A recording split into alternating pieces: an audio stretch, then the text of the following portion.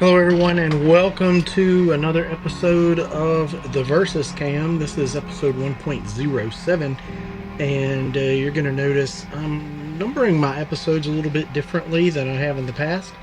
Everything from this first year is going to be 1 point something, and since we're moving into 2025, everything in the second year is going to be 2 point something. And so that means that some of my earlier videos that I've posted on this channel, or the episode numbers, are going to be incorrect. They'll be correct in the titles, but in the actual videos you'll see some incorrect episode numbers. This is episode 1.07, and today I will be taking you along on an adventurous little ride down Hartford Road through the town of Hartford, and then through Trail Hollow Road to Sterling Mountain Road. And right now you're seeing me ride along Hartford Road, and you can see that it is a rainy day. And if you'll look out there to the right there, you can see the Pigeon River. Now this ride took place on December 19th, I believe, which was just a couple of months after Hurricane Helene came through and literally decimated this area. What you're seeing to the right of this river, this looked nothing like this before Hurricane Helene came through, and there was historic flooding. They haven't seen flooding in this area like this in hundreds of years. It's like they call this a 1,000-year flood, and it was just a perfect storm of a lot of different things that came together. Some dams that came very close to failing, but a lot of lives were lost, not just here but in North Carolina as well, and a lot of homes were damaged, a lot of property was lost, and people are still recovering. As a matter of fact, I'm just now getting around to posting this at the beginning of January 2025, and even now people are still living in tents and living in campers because their homes were destroyed. In fact, if you look to the right now, you'll see some folks living in campers on the side of the road at a place that locals call Pebble Beach here. There was a couple of campers there. Also, look at pay special attention to the road. You've probably already noticed quite a few potholes and just areas where it looked like the road has been washed out. There were actually sections of this road that were literally kind of washed away. The concrete was washed away, and so now they're just gravel. And we're going to be following this. This is Hartford Road. It actually runs kind of parallel to Interstate 40 East. And many of you, if you followed the news about Hurricane Helene, you realize that Interstate I-40 was critically damaged as part of that storm and the flooding that came afterwards. In fact, it is shut down indefinitely at the moment. And so this road runs parallel to that, and so much of this road actually was underwater from the flooding of that river. Hartford is an interesting area, and many people have visited Hartford and may not even realize that they've done it. If you've gone down I-40 from Knoxville to Asheville, you have passed through Hartford just before you get into what we call the Gorge, which is the section of I-40 that kind of goes through the Pigeon River Gorge right before you get into North Carolina. So you've gone through Hartford, and then also Hartford is extremely well known for whitewater rafting and tubing and a lot of other outdoor activities. And so many of these companies that do whitewater rafting, their businesses were just decimated by these floods because many of their outposts are along the river. Some of them were destroyed. Others, the face of the river itself has changed so drastically that they're going to be affected for years to come. They'll still be trying to recover from this storm. So I'm not going very fast on this road. It's a fairly straight road, kind of narrow, but on this day, like I said, it was raining, and so I'm just taking my time. This was the first time I had been into Hartford since the storms. For a while, the area was really closed off to everyone except for folks who lived in this immediate area. And so really I didn't have any business being over here, but they've opened up these roads now and you can come into Hartford. If you look to the right, you can see some of these rafting businesses that I'm talking about. And there's going to be one very soon here on the right that had a lot of zip lines and things like that. And if you look really closely, you can see that all of those towers are actually down. There's one right there, a little red top. They're actually, the towers were destroyed and they're down in the river bottom now. And a lot of the infrastructure behind here that was used for, like I said, for rafting and zip lines and stuff like that is just gone. This is through the middle of Hartford. This used to be a paved road, and like I said, this whole area was underwater. And the river came up and into these homes, into these businesses, and so you can see the aftermath of what the river left behind. I'm going to be posting some pictures of before and after. So here's what this road looked like in this spot before the flood, and this is what it looks like afterwards. And then right up here, I'm going to be turning onto Trail Hollow Road at this bridge. And once I get onto Trail Hollow Road, you'll be able to see just how drastically different this area looks now compared to how it looked before. I'll throw some more photos up here for you to see. Notice, obviously, this bridge was underwater. You can see that the mud is still on top of this bridge. Even this is a month and a half after the flood. Look at the devastation here on the left and the right. Here's a picture of before for this area. And then, like I said, you can see a huge difference after. No trees. The riverbank is just totally different, and the river itself is actually different. You can see how narrow that river was before, and now it's really wide. Notice when you look to the left here that there is an island out in the middle of this river now that's all gray stone.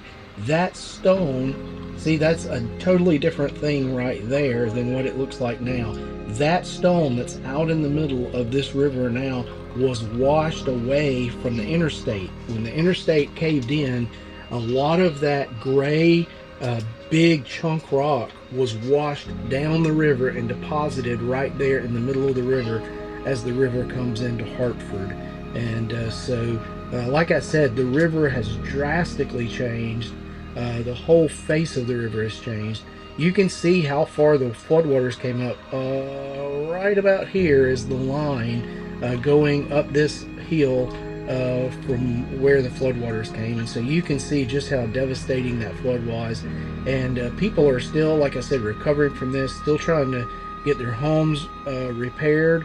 Some of them lost their homes altogether. People living in tents, people living in with family members or with friends. Some have had to move out of the area. Others living in camper trailers and things like that. So there are ways that you can help, and I'll actually put a couple of links in the description for areas or sites that you can go to if you want to help people in this area in the aftermath of this flood. Now, I'm on to Trail Hollow Road, and Trail Hollow Road leaves the river, and it is a consistent climb out of this kind of river gorge up to Sterling Mountain Road. Sterling Mountain Road goes towards Waterville in North Carolina, and then it goes on over the top of Sterling Mountain. And so this road will climb all the way from where it starts there in Hartford to where it ends. So I'm just going to be quiet for a little while and let you enjoy some of the sounds of this Kawasaki twin parallel 296cc engine, because it really loves these these hills, and sounds really nice going through here.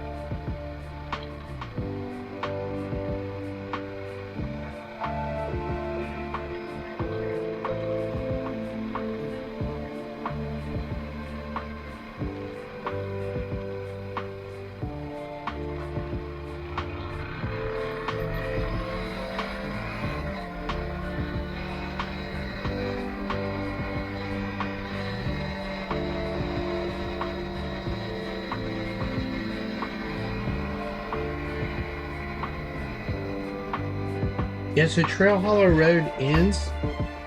It kind of dead ends on Sterling Mountain Road. Sterling Mountain Road is a road that leaves Cosby, Tennessee, and then, like I said, it goes over to Waterville. There's a four-way stop in Waterville. If you continue on Sterling Mountain Road from there and stay on that road, it will eventually take you into Cataloochee Valley. That road itself is a very desirable road if you're looking to do a little bit of off-roading. Towards the end of the section that goes from Cosby to Waterville, there's about 1.5 miles of dirt road, and then from Waterville all the way to the Cataloochee area, that road is gravel. It's pretty much a one-lane gravel road, but there are some beautiful views along that ride. A waterfall or two here and there to see. There are some really neat old wooden bridges that you can drive across. You actually used to could make some water crossings there where those bridges were, and now they've kind of closed that off so that you can't do that anymore. I've actually driven my truck through those rivers before they closed them off and didn't allow you to do it anymore, and that was a pretty exciting thing to do.